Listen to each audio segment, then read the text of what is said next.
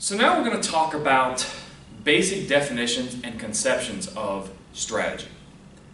According to John Lewis Gaddis, strategy could be considered a process in which ends are related to means, intentions are related to capabilities, and objectives are related to resources.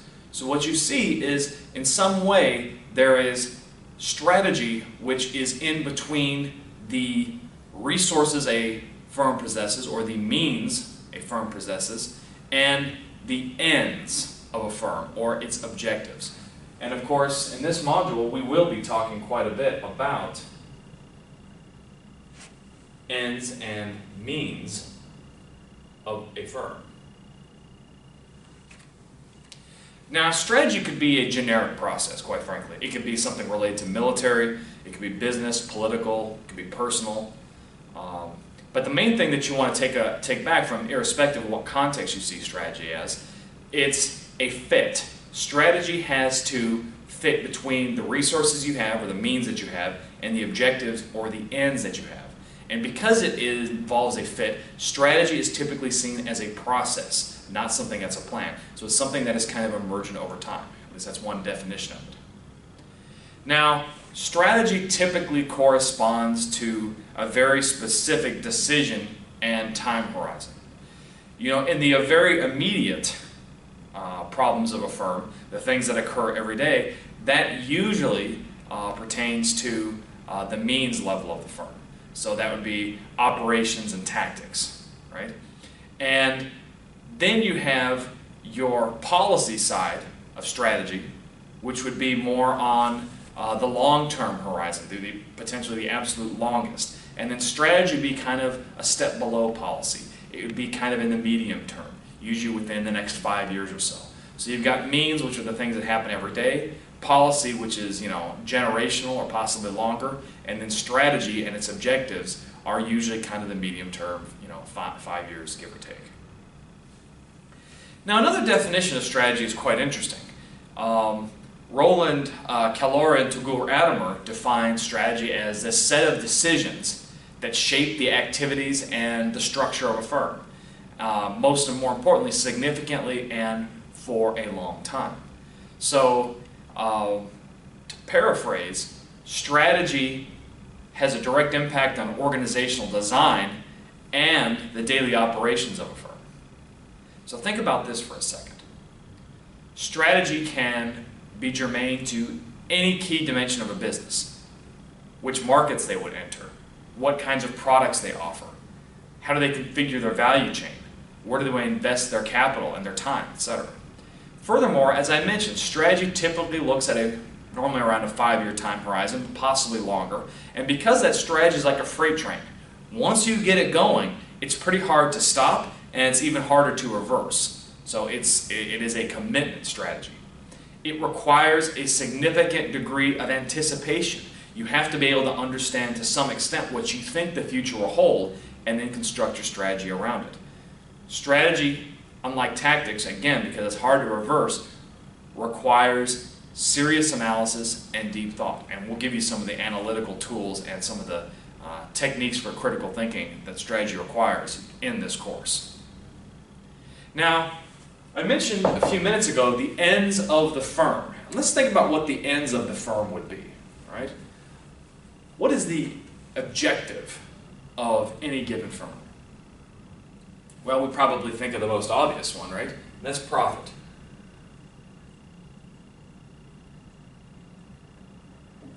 And of course, when I'm talking about profit here, I'm meaning extrinsic value.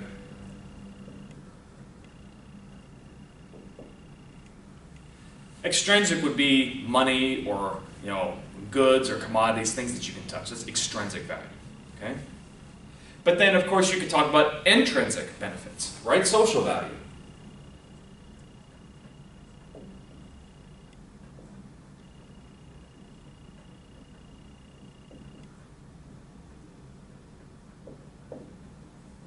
Some people also call social value or intrinsic value psychic income. You engage in certain behaviors or activities because it makes you feel good about yourself or contributes to some sort of a social need, right? And then the one that a lot of people tend to forget is growth.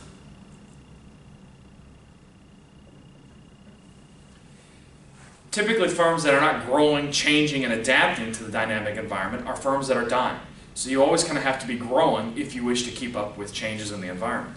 So what we would say is that a good strategy would encompass all three of these ends of a firm. They would be making profit, dollars and cents, the accounting type of profit. They would also be generating some sort of social value, some sort of a good for the community.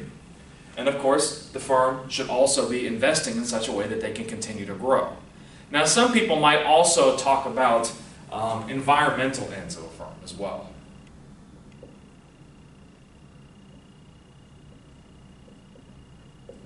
Some people would also put the environmental under the social side, but another possible end of a firm is protecting or ameliorating or preserving the environment. Then we have the means of the firm. So the ends of the firm are the objectives. Those are things that are all going on in the market. These are things that the firm can strive to achieve outside of the firm itself. Get money from the market. Contribute social value to broader society. Grow and kind of start commanding larger elements of the environment, of the market environment. And of course, protect the natural environment. Now, means are the opposite. They are the inside of the firm. Okay? Now, the first mean, the one that we probably think of the most as an asset of the firm, are resources.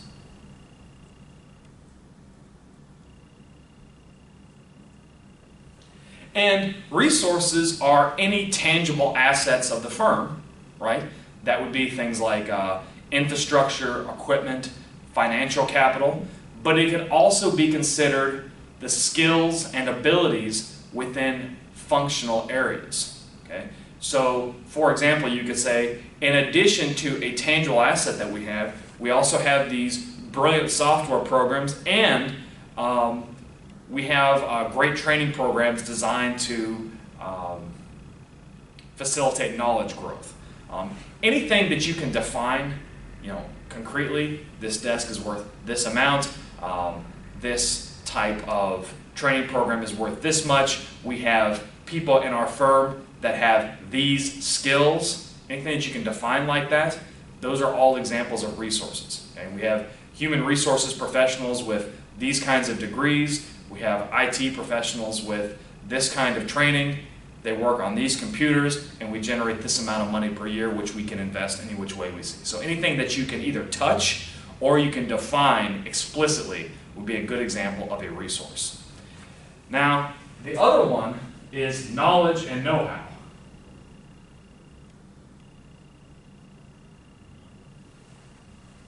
Knowledge or know-how is more of the implied side, right? It's something that is collective and more or less embedded. You can't necessarily explain knowledge and know-how. You just kind of, if you were to ask an employee, well, why do you do things this way? And they say, that's just kind of the way we do things around here. Oh yeah, Dave and I kind of work together in the cubicle and, we kind of figure things out.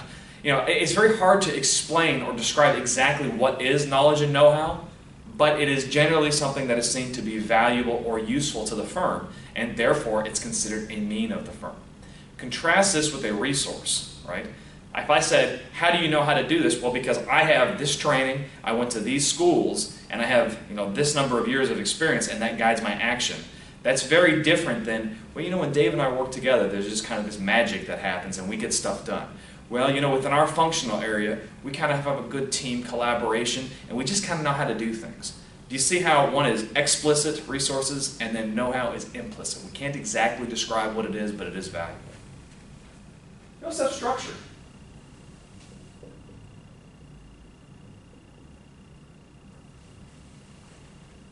So structure is the way a firm is organized. You can think of like organizational design. You can think of how an organization is structured with regards to communication structures. How is a chain of command design? Who are the authority figures in a firm? And what is the general workflow? Those are all examples of structure. Typically, if you're not sure about a firm's structure as a mean, you can look at an organizational chart and that'll give you a pretty good idea. And of course, we also have culture.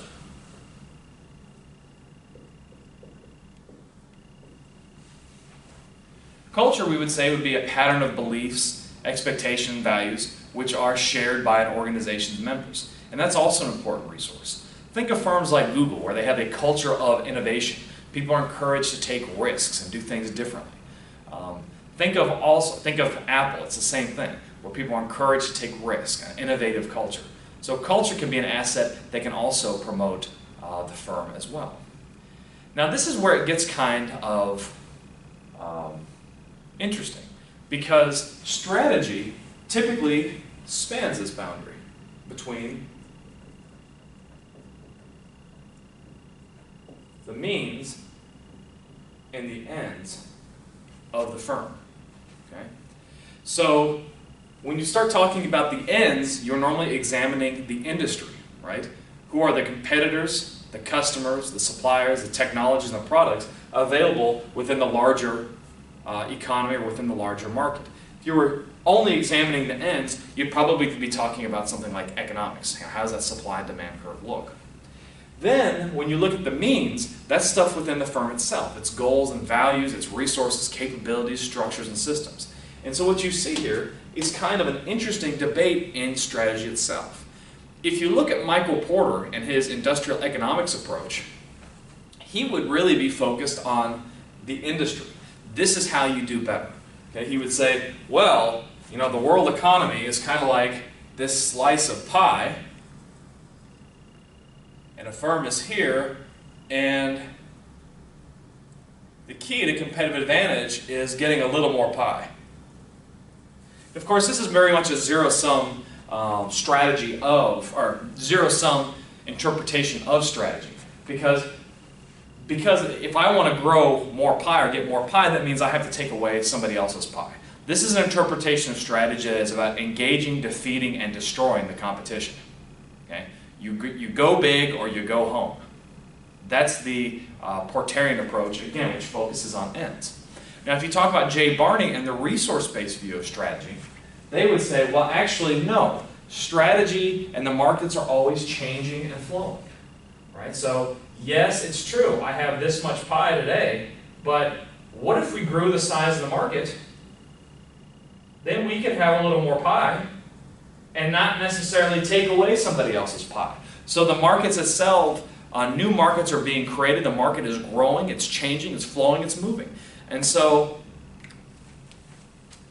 the research-based view of strategy says by combining the means of the firm in new and innovative ways, we can change the market. We can bend the rules and grow the market.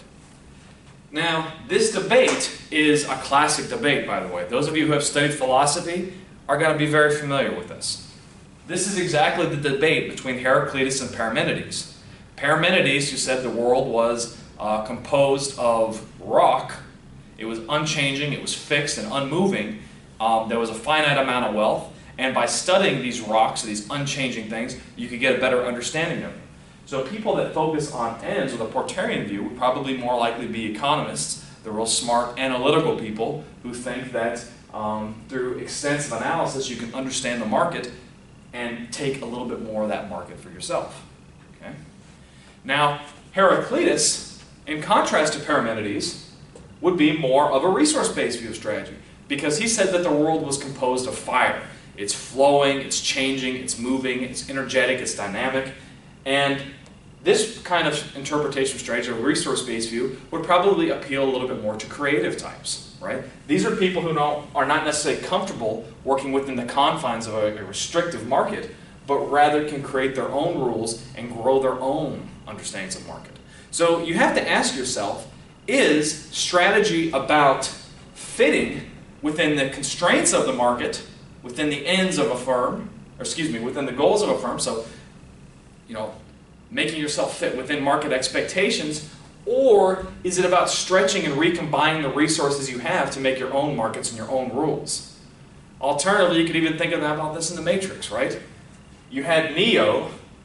Had he taken the blue pill, he'd have been that hacker operating within the rules of the Matrix itself, or he could have taken the red pill and he could have made his own rules, okay? Depending on how you want to look at it. Now, there's a couple of other definitions of strategy. Richard Rumelt defines strategy as the search for a rent situation and the means to preserve it.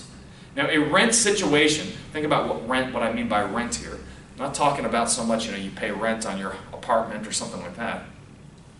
What he means by a rent situation is the idea that you have a business or an asset such that it generates a consistent amount of income for you. So strategy is a way that you manipulate or use your means and combine them in such a way that you can generate consistent income off of it. Quite frankly, that could also apply to investing in stocks or anything else. Of course, strategy, according to Michael Porter, is possibly could also be defined as being different.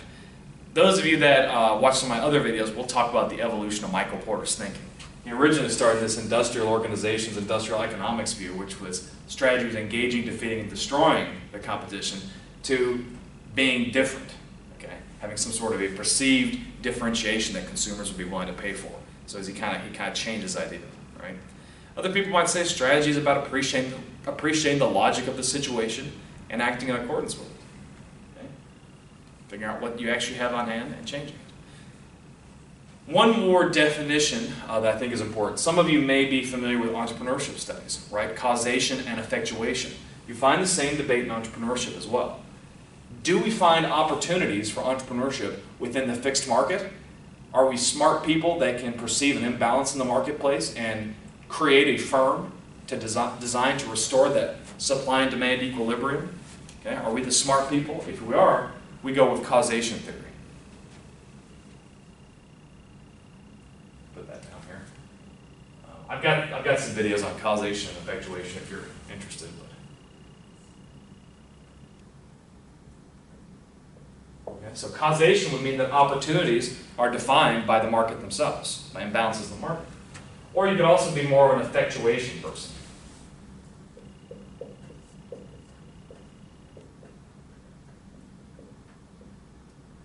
And effectuation basically says, by combining resources with our own capabilities, we can create our own opportunities. So you see this debate between means and ends of a firm and strategy you find also in philosophy, entrepreneurship, and other fields too. But I think you get the idea at this point. Great. So we've talked quite a bit about strategy from a very basic definition and conceptual basis. And now we're going to talk a little bit more about some of the roles of strategy, elements of the strategic decision-making process, elements of the key of success to strategy.